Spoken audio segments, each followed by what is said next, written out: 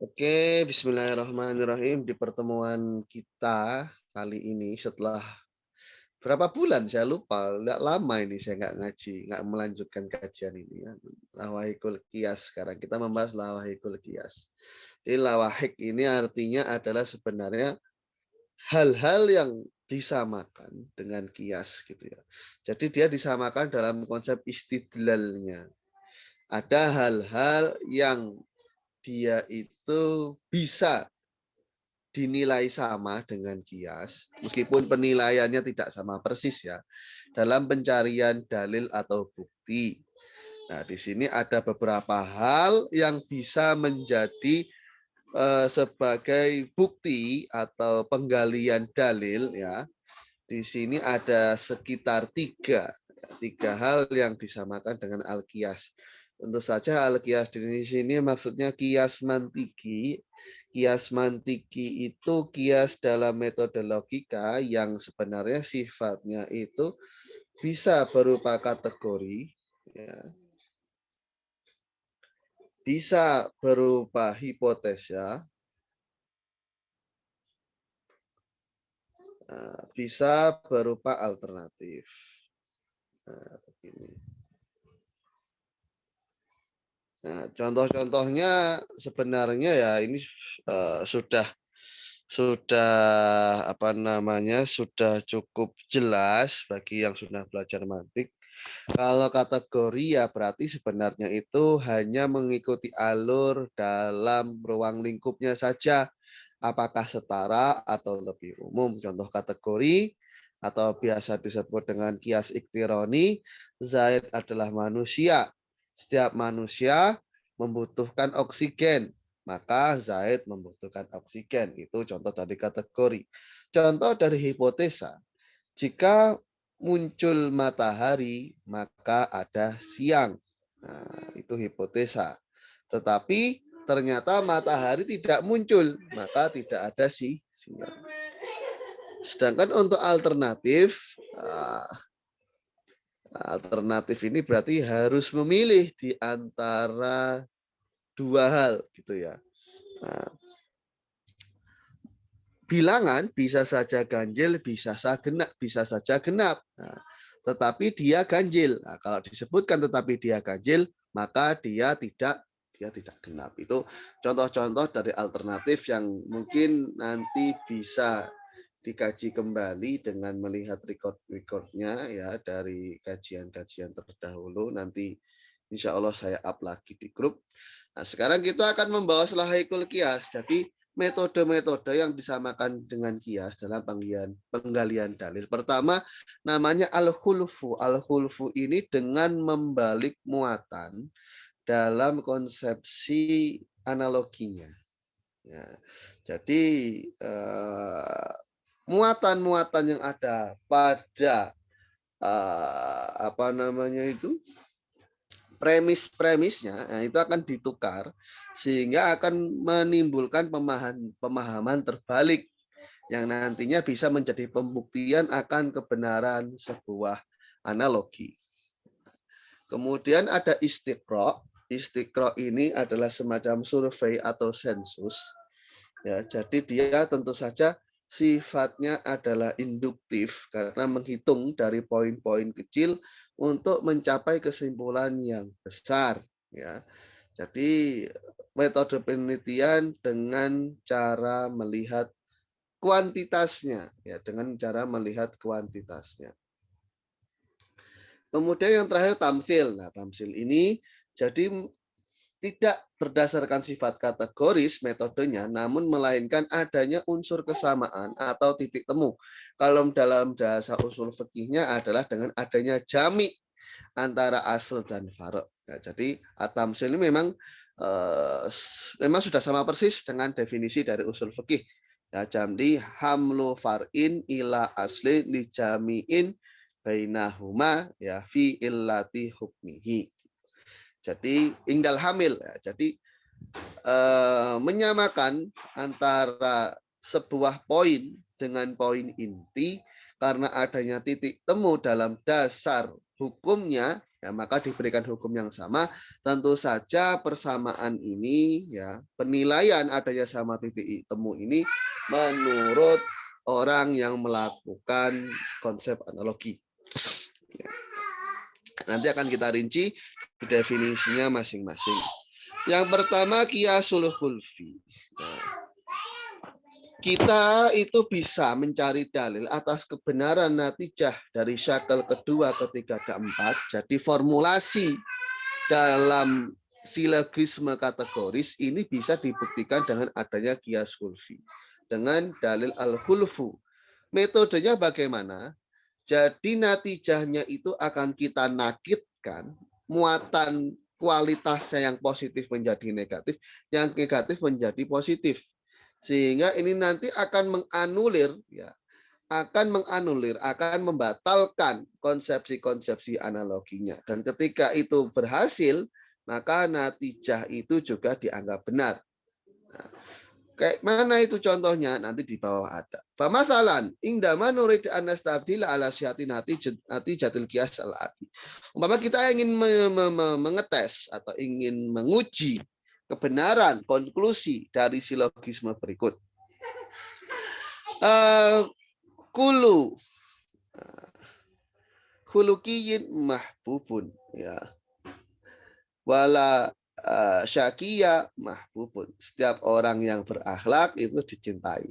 Dan orang yang celaka tidaklah dicintai. Natijahnya adalah wala la khulukia bisyakin. Tidak ada orang yang berakhlak itu celaka. Ini merupakan formulasi dari syakel kedua dengan titik temu ada pada kata mahbubnya.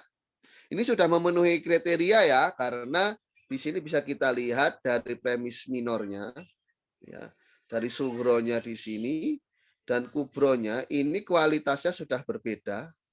Yang sugro ini muatan positif, yang kubro muatan negatif. Nah, ini syaratnya sudah terpenuhi dan juga yang kedua ini sifatnya universal. Maka natijahnya adalah tidak ada orang yang berakhlak itu celaka. Nakti binakti najidah, maka natijahnya ini akan kita nakitkan tawasulan ila ibtolihi, karena nanti akan menjadi akses untuk membatalkannya dan kita jadikan sugro bersamaan dengan kubro pada syakel berikut. Nah, jadi begini, ya. La kholqiyah bisyakiin ini kita tanakutkan, ya. Konsep hukum tanakut dalam qodiyah adalah dengan merubah kualitas dan juga merubah kuantitas. Yang awalnya positif menjadi negatif, yang awalnya universal menjadi partikular. Ini Zamakhsyari siapa? Ya Irfan ini. Kenapa, San?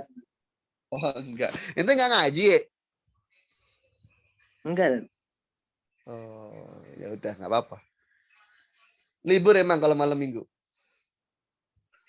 Nanti malam tapi sisa. Enggak bisa. Ya. Nah. Ini saya ngaji, Dat. Siap. Maksudnya yang di pesantren. Ini saya di pesantren, pesantren online, ya, dah terserah. Nah, maka la kholqiyah bisyakiyin ini kita tanakutkan karena kuliah menjadi juz'iyah. Universal menjadi partikular dengan kita letakkan ba'du di sini. Kemudian muatannya yang awalnya negasi menjadi afirmasi, yang awalnya negatif menjadi positif. Jadi dengan kita buang konsep negasi hukumnya di sana menjadi ba'tul khulqiyyi syakiyun. Nah, ini Artinya akan apa, kita apa? Artinya, Dat. Artiin dulu, Dat. Udah tadi. Apaan? Sebagian orang yang berakhlak adalah orang yang celaka. Oh, iya. Nah, ini merupakan tanakut dari la kholqiyah bisyakiyin. Nah, tanakutnya ini akan kita tambahkan dengan kubro dari qodiyah yang dari analogi yang di atas tadi, sehingga akan melahirkan silogis natijah, ya, konklusinya sebagaimana berikut. Laisa ba'dul khalqiyyi bimahbubin. Tidaklah sebagian yang berakhlak itu dicintai. Nah, natijah ini akan kontradiktif dengan sugro yang pertama. Kullu khalqiyyin mahbubun. Nah, maka adanya natijah ini adalah kadzibah. Nah, ya. Adanya natijah ini adalah kadzibah bila mana kullu khalqin mahbubun ini adalah bohong, maka segala rangkaian yang ada prosesnya tadi itu adalah bohong. Andaikan kullu khalqin mahbubunnya yang bohong, andaikan ba'du khalqinya yang mahbubunnya yang bohong, berarti sudah benar adanya muatan kullu khalqin mahbubun itu benar, sehingga natijah la khalqiyah bisyakiyin itu benar. Fatakunu kadzibah di sini dikatakan maka tentu saja itu adalah bohong. Ya. Famarjiul kadzibi, ya. Cara melihat bohongnya di sini lali suratil qiyas, bukan karena konsepsi dari silogismenya. Wala limadatil kubro, dan juga karena tidak melihat dari poin-poin yang terdapat dalam premis mayor. Karena premis mayornya ini sudah benar. Ya. Marji apa Tat? Marji Tat? Marji tempat kembali, Pak. Siap. Ya. Maka tentu saja fokusnya itu kembali kepada madah sugro. Madah sugro di sini adalah naqitu natijah. Fayathbutu al-matlub bahwa sidkun natijah. Nah, maka di sini dapat kita klaim bahwasannya la khalqi bisyakin ini sudah benar. Ya. Karena begitu cara melihatnya. Kalau andaikan laisa ba'dul khalqi mahbubun ini benar, maka yang awal ini salah. Kalau yang awal ini salah, maka segala implikasi yang terjadi salah, sehingga mengakibatkan natijah ini pun akhirnya salah. Nah, ketika natijah ini salah, maka ini bentuk afirmasi dari kebenaran muqaddimah sughra yang pertama. Bisa difahami enggak? Ulang Tat lagi Tat. Gimana prosesnya? Munculnya konklusi, ya. Ini dari mana? Dari tadi Tat. Itu Tat sekalian binakid nanti.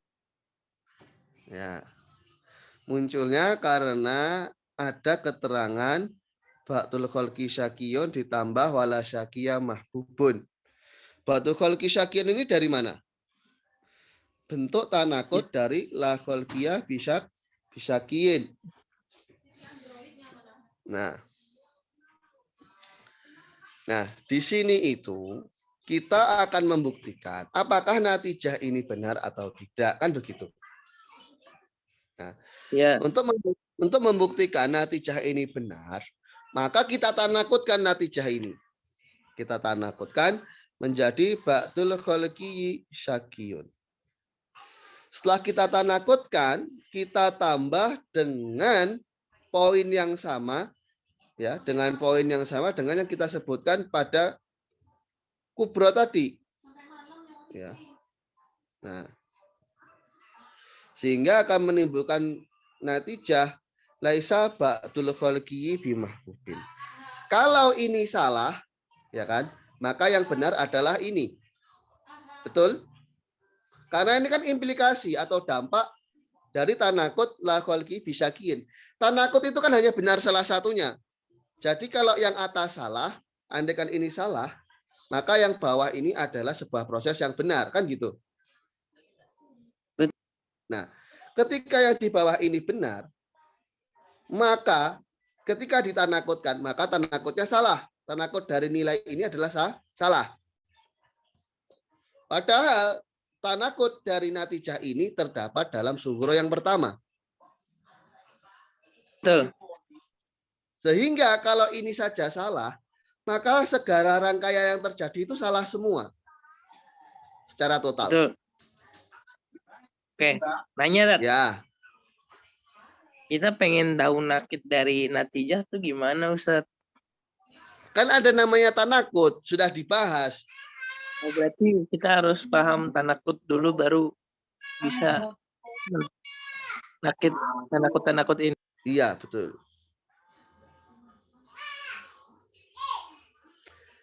Jadi apa istilahnya? Pembalikan nilai kualitas itu tidak langsung akan menjadi tanakut kalau dalam konsep logika tradisional. Karena logika ini Tanakut kontradiktif. Jadi muatan katanya itu benar-benar bertolak belakang. Ini dari kualitas sekaligus kuantitas.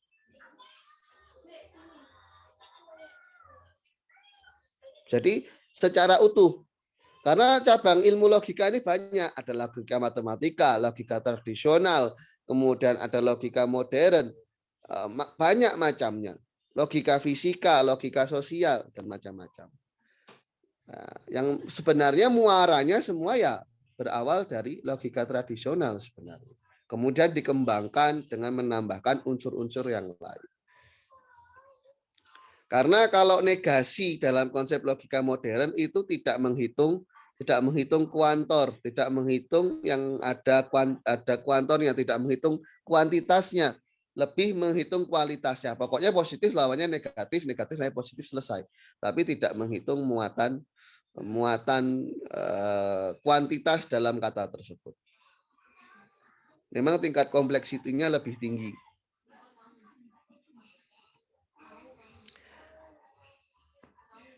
Jadi tanakut kalau memang menyebutkan kuantor penentu kuantitas dengan menukar kuantitasnya dengan yang sebaliknya, begitu juga dengan kualitasnya. Tapi kalau dalam kasus yang tidak menyebutkan kuantitas dan yang tidak menyebutkan kuantor ya, tapi subjeknya itu bahasa Indonesia singular. apa, muhmalah, Tat? Muhmalah. Kalau muhmalah itu nanti dia masuk dalam partikular. Tapi yang saya maksudkan di sini tidak menyebutkan kuantor karena memang subjeknya itu singular. Subjeknya itu syakhsiyah maksusoh, khusus pada perorangan, sehingga nanti ya tidak bisa kita balik kuantornya di sana. Jadi umpama Zaidun alimun, ya cukup Zaidun laisa bi alim. Tidak kita balik menjadi ba'du Zaidin laisa bi alim. Soalnya Zaid dihitung sebagai satu kesatuan yang tidak bisa dicacah. Mufrad, Tat. Tat, saya mau nanya, Tat. Cuman agak keluar konteks. Ya. Kuli yang juz'i, Tat. Manusia itu dari segi kemanusiaannya dia juz'i apa kuli, Tat? Dia kuli. Kuli toh? Iya, kuli. Iya, kemarin saya memaparkan itu tapi salah. Salah, Tat. Okay. Terus Tat. Terus kalau dari perbandingan antara Zaid dan Amr dan siapa gitu, Jindan. Iya, siap. Nah, itu juz'i, Tat. Iya. Oke. Itu juz'i. Begini, lafadz Zaid itu juz'inya dengan perspektif. Dari awal si orang tua memberikan nama Zaid itu ya sebagai pertanda, sebagai identitas untuk anaknya. Bukan maksud untuk menunjukkan orang yang lain, tidak. Meskipun ada kesamaan identitas, tapi pemberian identitas ini memang dalalahnya untuk anaknya. Gitu. Sehingga itu juz'i jatuhnya. Sudah? Atau yang lain? Enggak. Oh. Ya. Oleh karenanya Qiyasul Khulfi ini bisa kita berikan pengertian sesuatu yang dikehendaki atau sesuatu yang digunakan untuk mengafirmasi sebuah konklusi dengan membatalkan model kontradiksinya. Jadi kalau kontradiksinya ini adalah sesuatu yang tidak mungkin terjadi, maka sudah barang pasti nilai dari kontradiksi tadi adalah sebuah hal yang benar.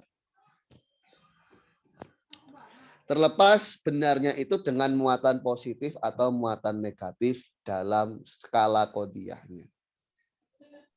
Sudah, Tat. Tat, kenapa kitab ini Kitab ini?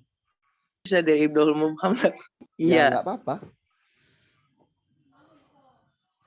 Ya, oke. Ibnu Mubham kan untuk mubtadiin. Liyah tadi bihi ila sawabi itu kan untuk mubtadi. Oh, oke. Ya.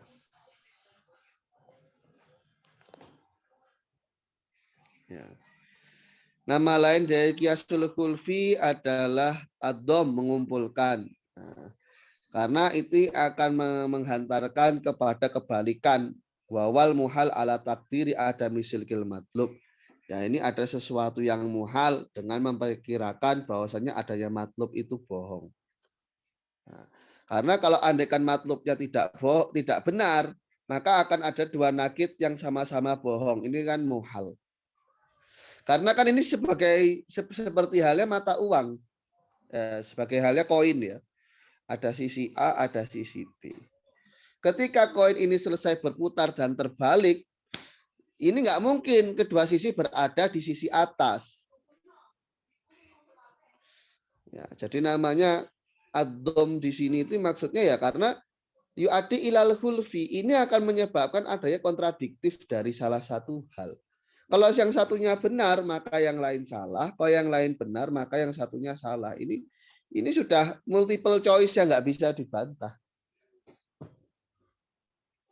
Bukan multiple sih sebenarnya, lebih ke arah Dualitas, Tat. iya, dualitas. Ya.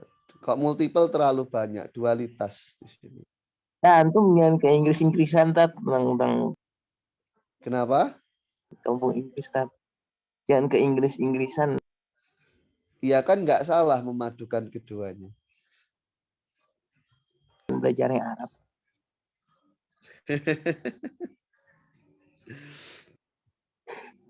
Ya. Ya.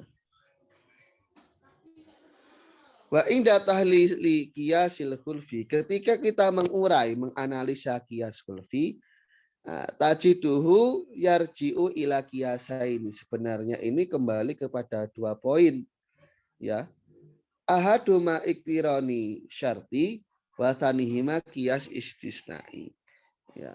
Sebenarnya ini kembali kepada iktironi dan iktironi syarti. Jadi ada syartiyah di sana itu sebenarnya yang digabungkan sekaligus. Dan kemudian ada qiyas istisnai. Rinciannya begini. Ketika kamu katakan bil fi'li kullu hayyin mutanafis, setiap realitanya setiap yang bernafas itu, setiap yang hidup itu bernafas. Ini akan berakas ba'dul mutanafis hayun bil fi'li. Jadi maksudnya pada hakikatnya di sini mengandung muatan syarti. Ini syartinya bukan syarti syartiyah ya, tapi maksudnya itu adalah muwajjahah yang syarti.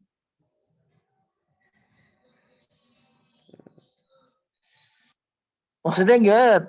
Jadi konsep yang mengharuskan sesuatu di sebagian hal. Jadi gini, ketika kita mengurai qiyas khulfi, sebenarnya ini kembali kepada dua konsep silogisme. Yang pertama, qiyas iktironi. Qiyas iktironi itu kan silogisme yang sifatnya kategoris.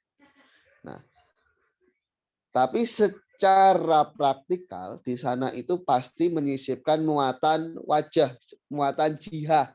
Jadi kodiyahnya itu ada jihahnya. Ya. Secara ilti lazim itu ada jihahnya. Sudut pandang. Iya, pasti kan ada perspektifnya kan. Apakah perspektif secara mutlak atau tidak? Nah, di sini dikatakan ada perspektif syartinya. Faiza kulta bil fi'li kullu hayyin mutanafis tan akisu ila ba'dul mutanafis hayyun bil fi'li. Karena akes dari mutlakoh amah mujabah kuliah ya adalah mutlakoh amah mujabah juz'iyah. Ini kita menggunakan konsepsi pendekatan akes ya. Jadi di akes ditukar. Faqala laka al-khosmu, lawanmu akan membalas. Ya. La usalim laka al-aqsa. Saya nggak bisa membenarkan konsep akes ini. Falaka ansata. Saya, Kenapa? oh, iya sama tadi. Tadi saya mau ngomong. Kenapa? Nanti saya mau ngomong tadi. Terus? Gak jelas tadi. Ya udah terusin dulu tadi. Nah, falaka antadilla ala sidqil aksi biqiyasil hulfi. Maka di sini sebenarnya kita bisa membuktikan kebenaran akes itu dengan kias hulfi. Ya. Jadi kias hulfi ini secara konseptual itu bisa diaplikasikan. Nah, bisa diaplikasikan dengan sesuatu hal yang bernilai akes seperti ini. Contohnya, laulam yasduk al-aksu la sodakona kituhu. Walau sodakona kituhu la sodakol muhal. Laulam yasduk al-aksu la sodakol muhal. Natijahnya. Gini, kalau nilai akes itu nggak benar, maka yang benar adalah kebalikan dari akes. Kan akes itu kan sebuah kelaziman dari sebuah pernyataan. Ya. Umpama dikatakan Zaidun hayawan, maka akesnya adalah ba'dul hayawan Zaid, kan begitu.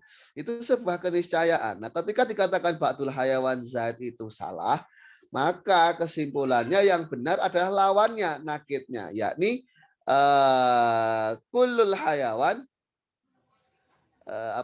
kullul hayawan laisa bizaidin. Nah, walau sodako nakiduhu la sodakol muhal. Kalau nakitnya justru yang benar, maka yang benar adalah sebuah kemuhalan. Nah, Salah semua lah gitu ya. Gimana? Salah semua lah, mustahil kan. Iya, salah. Nanti justru implikasinya salah semua. Karena kan akes itu harus benar dua-duanya. Kalau satunya salah, maka akan berimplikasi pada salah yang lain. Nah, makanya di sini titik temunya ya hadut ausatnya dicoret sehingga menimbulkan kesimpulan laulam yasduk al-aksu la sodakol muhal. Kalau akes itu tidak benar, maka yang benar adalah sesuatu yang mustahil. Dan kebenaran sesuatu yang mustahil itu sesuatu yang muhal juga. Tat mau ini Tat. Ya. Tentang tadi bil fi'li kullu hayyin mutanafis. Setiap orang yang hidup itu bernafas dengan fi'il, dengan perbuatannya. Ba'dul mutanafis hayun bil fi'il. Ini kan kiasul khulfi ya? Ini nggak tahu saya benar Ya, apa ini salah. akes, ini diakeskan. Ini di Jadi akes di ya? sini itu yang dibahas konsepsi kias kulfi ini bisa diterapkan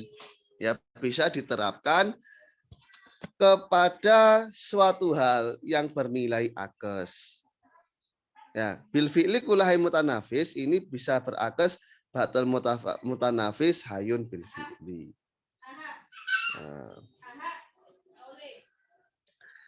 Nah, nanti kan andai kan ada lawan yang ini kias akes sampai ini nggak bisa saya benarkan. Dijawab loh. Akes saya ini benar dengan metode kias kulfi seperti ini.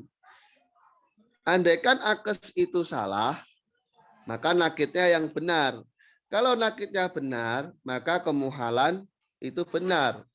Kalau akan natijahnya kan, kalau akes itu salah, maka yang benar adalah kemuhalan. Akesnya ba'dul mutanafis hayun tuh berarti akesnya nakitnya berarti laisa ba'dul. Kalau akes, kalau dia dari juz'iyah menjadi kuliah.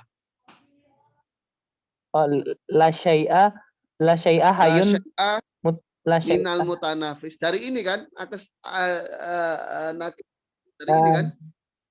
Nakitnya ba'dul mutanafis. Nakitnya berarti la syai'a minal mutanafis hayun.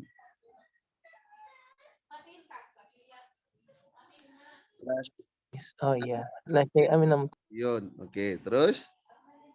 mutanafis hayyun. Oke. Oh, kalau misalkan ya tadi kalau dia salah kiasnya maka nakit yang benar laisa tadi kan.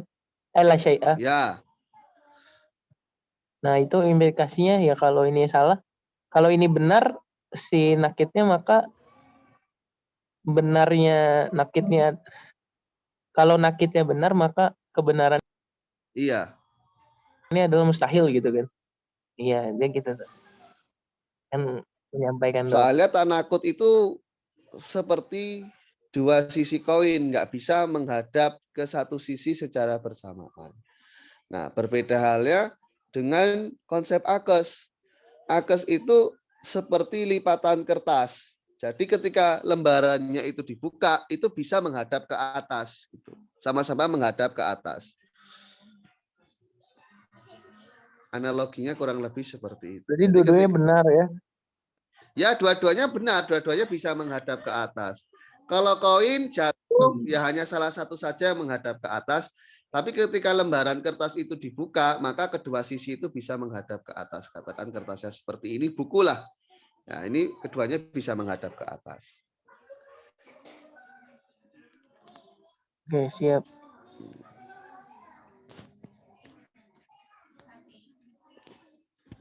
Ya, ini tinggal Yogi. Suatunya sudah KO, tidak mampu mengikuti kajian. Nah, saya nyimak aja dulu. Kenapa? Yogi pusing. Yogi nyimak dulu.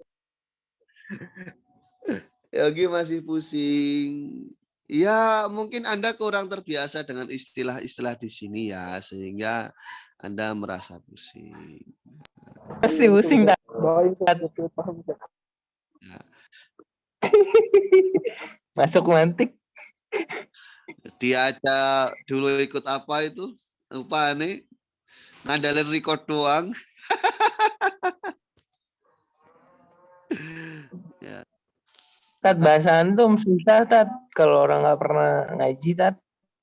Iya, cuman kan sebenarnya link-linknya sudah saya anu di grup kan, link rekamannya. Ini pasti aja bahasa antum gunain, Tat, pas awal mantik yang ini ya. Itu beda batal sama sekarang. Dulu Syekh Yasin maksudnya. Enggak, pas awal mantik kitab ini aja lah. Oh. Masa sih? Kan berubah. 2 bulan apa 3 bulan Oh, 3 bulan terakhir ini bahasanya terakhir. berubah. Iya. Iya. Peningkatan dong berarti. Atau saya Muqtadul Makom. Antum nggak Muqtadul Makom. Enggak, ana ini khuruj an Muqtadul Zahir. Muqtadul Zahiril hal harusnya ana menyesuaikan dengan kondisi mukhatab. Tapi ada al-hal yang lain, ada al-makom yang lain, yakni supaya mereka mau belajar lebih giat. Mencari siap. dan istilah. Kan al-makom itu kan banyak. Oke, Tat. Bisa ya, Tat. Kalau muktadonya ya paling al-hadfu, al-dzikru itu muktadonya. Al-ijaz, al-itnam itu muktadonya. Cuman kalau al-makomnya kan banyak. Motif melakukan muktado itu kan banyak.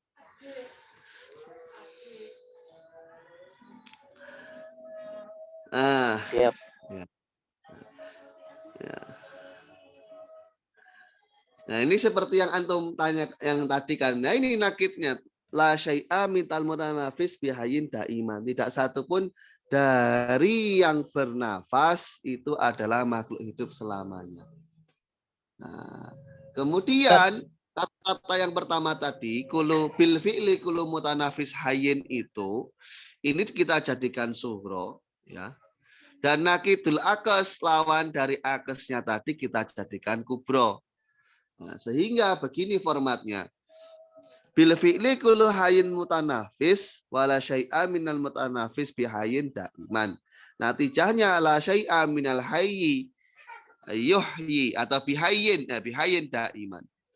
Fanatijah salbu syai'an nafsihi wa huwa muhal. Jadi akes yang disebutkan di awal itu sebagai sebuah prolog. Jadi ini sebagai kaidah yang komprehensif. Nanti kalau andaikan diterapkan dalam silogismenya, justru akan salbu syai'an nafsihi. Kita itu akan menegasi sebuah eksistensi justru dari eksistensi benda itu sendiri. Dan ini adalah hal yang muhal. Ini konsepnya diapain lagi? Ini kan habis la syai'a minal mutanafis bihayyin. Terus itu ditambahkan dengan konsep akes yang pertama tadi, bil fi'li kullu mutanafis hayyin. Oh, berarti kullu hayyin mutanafis kullu ini antum baca nih. Kok ini berubah tuh, Tat? Bukan kullu mutanafis? Bil fi'li, akhi, dari awal kan ada bil fi'linya. Ada jihahnya kan dari awal. Nah, enggak. Saya belum nangkep. Sumana ja'alul asal wa huwa bil fi'li kullu mutanafis hayyun. Nakidul akte kubro fa intazimu qiyasu minasyakil awal hakata. Bil fi'li kullu hayyin. Kok ini diakes lagi, Tat, dari yang atas kullu mutanafis hayyin diakes bukan lagi? diakes lagi, itu kan format awal. Format awal itu diletakkan sebagai sugro, yang diletakkan sebagai kubro itu adalah nakid dari akesnya. Nakid dari akes. Bukan nakid dari akes. Iya. Kan gitu. Kullu hayyin. Oke, kullu hayyin mutanafis la syai'a minal mutanafis bihayyin daiman. Terus nantinya la syai'a minal hayyi bihayyin daiman. Kullu hayyin mutanafis. Ini dicoret yang ini bihayyi ya, Teh? Iya. Yang dicoret yang mutanafisnya, soalnya menggunakan syakal pertama. Nah, menggunakan metode syakal pertama.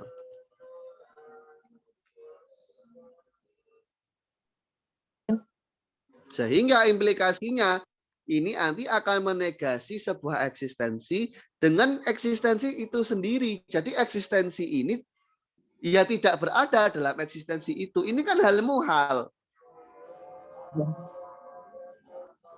Iya. Karena kita mencabut wujudiyah dari hal yang wujud. Ya terus apa wujudnya? Ya enggak ada kan. Kita bahas apa terus? Mana, Tat?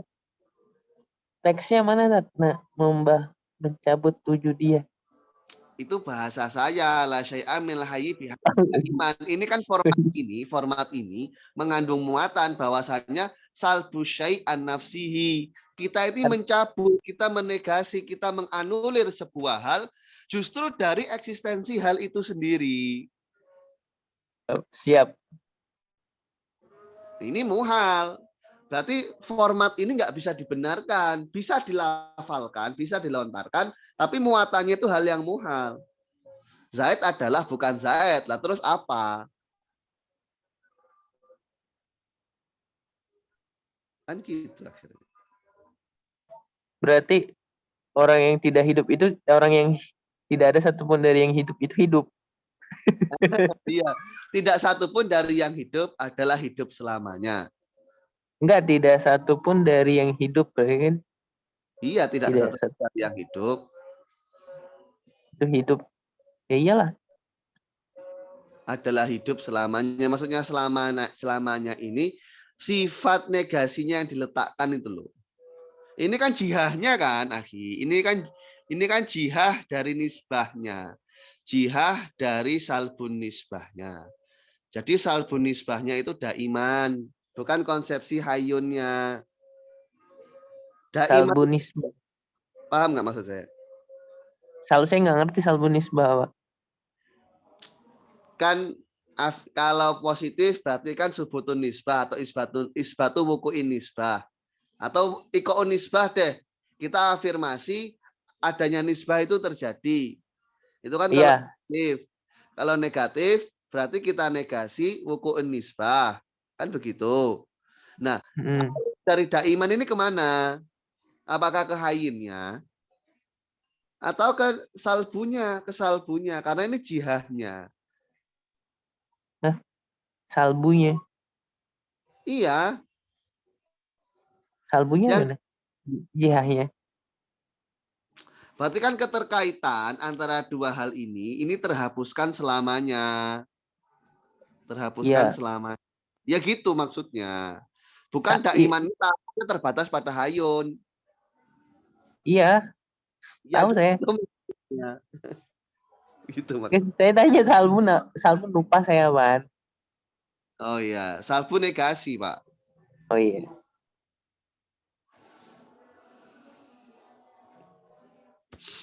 Kan itu jihah. Jadi jihah itu fungsinya untuk mengarahkan. Ini afirmasi atau negasinya seberapa lama atau sebatas mana dalam perspektif apa kan begitu. Tat, antum gimana, Tat? Kok bisa memahami bahasa Arab cantik kayak gini? Nah, ini mudah loh bahasanya lebih susah bahasa syarah Kubaisi kan? Iya sih. Mudah ini Enggak loh. maksudnya, ya antum, saya kan harus nyari mubtada ya dulu. Khobar. Oh, soalnya ini bahasa kontemporer itu kan kadang ya kayak gitu. Maksudnya mudah lah dilacak. Kalau bahasa-bahasa yang orang dahulu tuh malah susah. Kadang khobarnya kemana, dia kemana, pusing.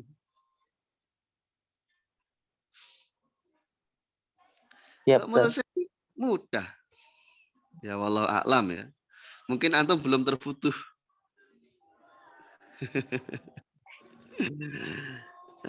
Kita masih punya waktu 8 menit. Yogi gimana Yogi? 50. Iya, Yogi nanti insya Allah saya up lagi rekamannya dari awal. Nanti Yogi ikuti dari awal coba nanti ya. Oh, iya. Ikuti rekam bisa sambil tiduran daripada push rank. Iya sih kalau HP-nya nggak kentang, kalau HP-nya kentang kan nggak bisa push rank. Daripada enggak mythic glory. Ya, daripada Anda mythic glory, mending jadi ahli mantik. Mythic sama mantik beda dikit ya. Iya. Antum sudah pinter ini ya, sudah pinter melakukan konsep jinas goirutam ya. Tadi ilu badu, lagoh, ingat nggak ente? Enggak. Apaan, Yok? Tahu rame nggak jelas. Nah, jadi begitu salah satu caranya. Nah, kita langsung saja beralih ke istiqro. Ya. Kita ambil yang biar agak ada tambahan lah. Ini kurang 5 menit soalnya. Istiqro itu ya sebenarnya begini, umpama ini langsung diberikan contoh. Segala unsur itu kalau dia tidak debu, ya jadi ada partikel padat cuman dalam skala kecil, atau dia udara, partikel molekul yang partikelnya saling berjauhan gitu ya. Api, ya api ini kan sebenarnya peralihan dari hal-hal yang bersifat padat beralih menjadi gas atau air. Adanya debu itu dia akan mengisi ruang. Ya. Adanya debu itu mengisi ruang, adanya api itu juga mengisi ruang. Adanya air itu juga mengisi ruang. Maka setiap unsur itu pasti mengisi ruang. Jadi ini pertama disebutkan secara kuantitas, jadi dengan metode kuantitatif. Jadi dengan pendekatan induktif ya disebutkan satu-satu gitu. Turab, hawa, narma, ini semua komponen-komponen ini adalah mengisi ruang. Maka setiap unsur itu mengisi ruang. Udara itu kan mengisi ruang. Buktinya balon ketika ditiup balonnya membesar. Yang kita bahas ini masanya ya, masa dari bendanya bukan berat bendanya. Ringan bukan berarti tidak ada sebagaimana kapas. Ya sama kayak otak kita mungkin ringan ya, jarang dipakai. Jadi kurang berotot gitu. Tapi bukan berarti tidak ada. Ya ada, cuman kurang tidak bisa digunakan.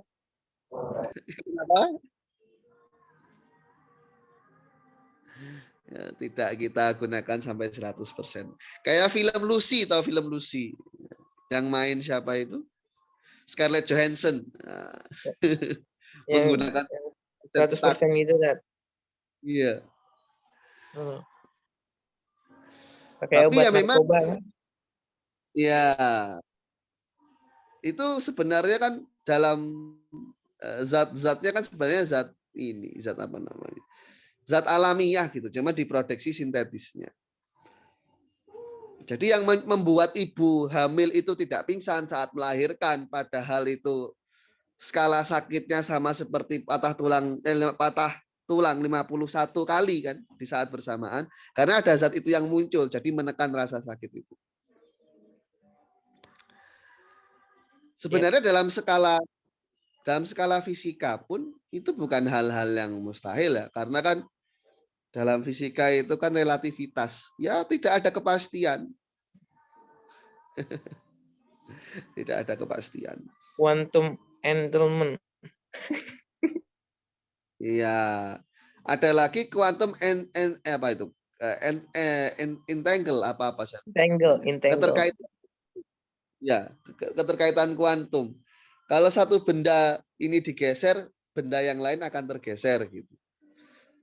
Padahal jaraknya jauh, tapi ada keterikatan secara tidak kasat mata. Berarti energinya ini banget deh, lolos banget kan deh. Iya, itu nggak pakai hitungan waktu. Yang satunya spin ke kanan, nanti bisa jadi yang sana juga bukan bisa jadi. Ya dipastikan nanti spin ke kanan juga kalau dia memang punya sifat keterkaitan tadi. Atau ada yang keterkaitan terbalik, satunya diputar ke kanan, nanti yang di sana keputar ke kiri. Tanpa jarak, tanpa waktu. Ya seperti yang saya buat di SW itu kan. Di YouTube. Ya, kita lanjutkan. Anabat katifun wal hayawan katifun wal ma'din katifun golojismin katifun. Maka setiap raga itu sifatnya adalah keras. Ya, sifatnya adalah keras. Karena tanaman keras, makhluk hidup keras, barang tambang juga keras. Setiap dari contoh yang sudah disebutkan ini sebenarnya terangkai dari kodiah-kodiah yang mengandung hukum secara parsial. Tapi ketika semuanya dikaitkan, maka akan dihukumi secara universal. Inilah yang disebut dengan survei atau sensus. Jadi secara induktif, poin-poin parsial itu kita kumpulkan jadi satu, kita ikat dalam tali universal, kita gunakan label hukumnya di sini secara global. Nah, ini keras, itu keras. Benda C keras, benda D keras. Berarti semua hal ini adalah benda-benda keras. Nah, istiqra dalam contoh yang pertama, jadi ketika semua komponennya disebutkan secara keseluruhan, ya, kalau komposer elemen-elemen dasarnya sudah disebutkan keseluruhan dan diambil kesimpulannya, maka namanya istiqra tam, dan ini akan berfaedah keyakinan. Contoh mudahnya ya begini, anak Pak Budi ada 5, saya cek satu-satu KTP-nya, 1, 2, 3, 4, 5 ini laki-laki semua. Maka berdasarkan sensus dan survei saya, anak satu laki-laki, 2 laki-laki, 3 laki-laki, 4 laki-laki, 5 laki-laki, maka anak Pak Budi semuanya adalah laki-laki. Dan ini akan menghasilkan yang namanya keyakinan. Al-mufid lil yakin. Kemudian istiqra dalam contoh kedua, ya, yang mana ini tidak mencakup seluruh komponen, maka dinamakan dengan survei atau sensus yang sifatnya kurang atau uncompletely survey. Jangan pakai bahasa Inggris gitu ya.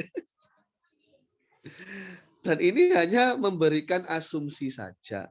Karena bisa jadi secara parsial ada hal-hal yang belum kita kaji, belum kita survei, namun hukumnya berbalik dari hal-hal yang sudah kita survei. Nah, jadi di sini ini termasuk lawahikil qiyas dalam konsep istidlal. Ini dimiripkan dengan silogisme dalam sisi bisa dijadikan dalil. Meskipun toh dalam kasus istiqra itu hanya yufidudzon, hanya menghasilkan persepsi saja. Ya, nah ini sudah jam 7. Ya, ada yang baru masuk ya. Sayang sekali waktunya sudah habis. Kita lanjutkan di lain kesempatan. Mungkin besok kalau saya nggak sibuk ya besok lah. Nanti waktunya kita cari lagi. Saya cukupkan dulu. Makulat ada Tat besok. Makulat minggu depan. Pak Rahmat mintanya minggu depan kalau makulat. Siap. Ya, saya cukupkan sekian. Hanakallahu bihamdika, asyhadu an la ilaha illa anta, astaghfiruka wa atubu ilaik. Assalamualaikum warahmatullahi wabarakatuh.